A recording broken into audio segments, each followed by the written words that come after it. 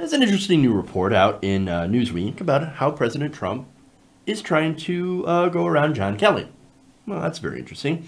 Now, John Kelly took over as chief of staff after Reince Priebus was unceremoniously kicked to the curb. I wonder if he is now drinking Bailey's or putting Bailey's on his cereal. I don't know.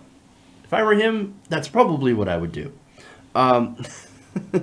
So now Kelly, of course, after he took over, he put new restrictions on the president, so nobody can, you just couldn't barge into the Oval Office with the latest issue of Breitbart and show the president. You actually had to be approved by John Kelly, you had to set up a meeting, you had to go through people, so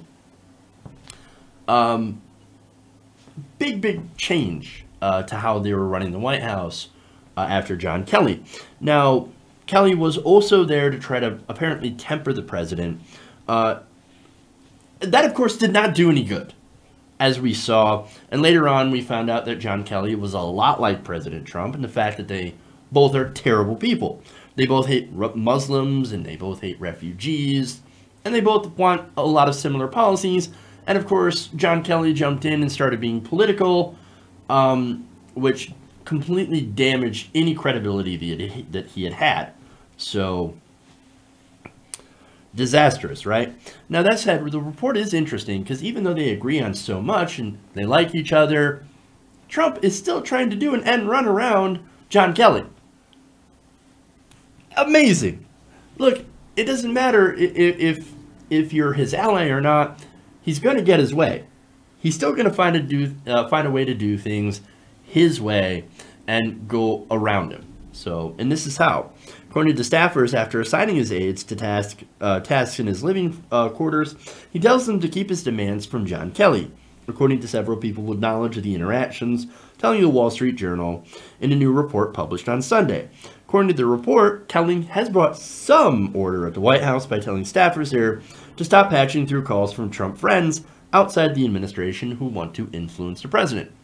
Now, all those people who call Trump, one of them is most likely Steve Bannon, he still wants to talk to them, right? And he's going to find a way to talk to them because that's what he wants to do. He's like, oh man, I got to call up Steve Bannon.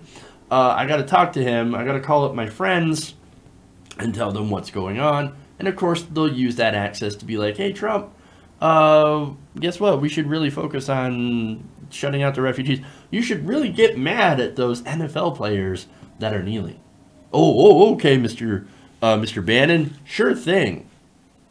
That's who President Trump is.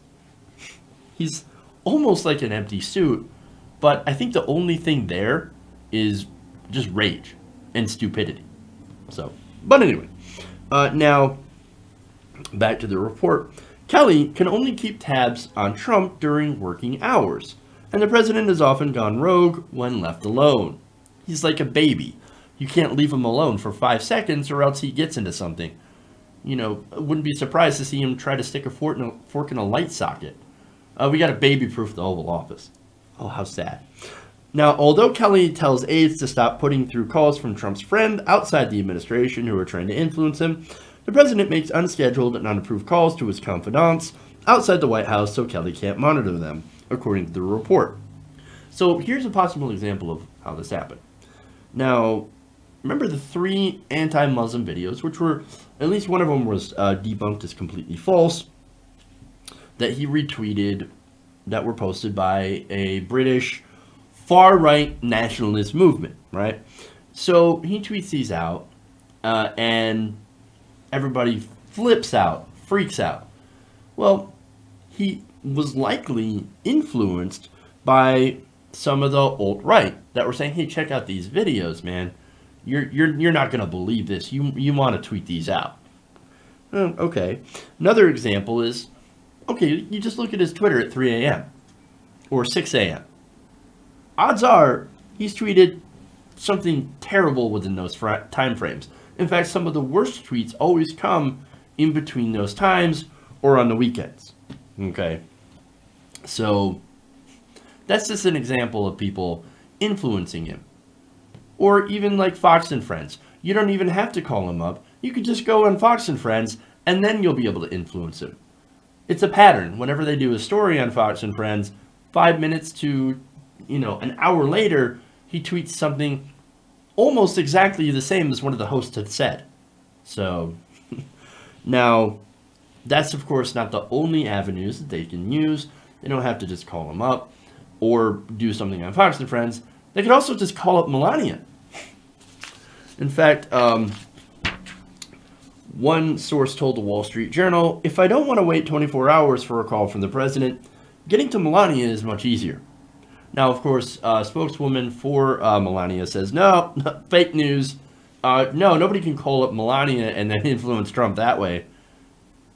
Forgive me if we don't actually believe you.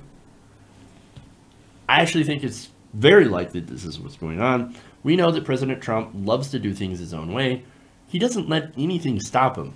John Kelly, well, who cares about John Kelly? I like the guy, but I'm just going to go around him because I still want to talk to Steve Bannon. I want to talk to my friends. So I'm going to find a way to talk to my friends. And you're not going to stop me. I want to talk to Omarosa. I want to talk to Stephen Miller, right? I want to do all that. It doesn't matter. This is a guy who, at the end of the day, does whatever the hell he wants without any regard for the consequences. That's who the president is. That's who the president has always been. Hey everybody, thanks for watching this video. If you want to see more like this, please hit the subscribe button below. And if you want to support truly independent progressive media, please consider becoming a patron at patreon.com/TYTNation.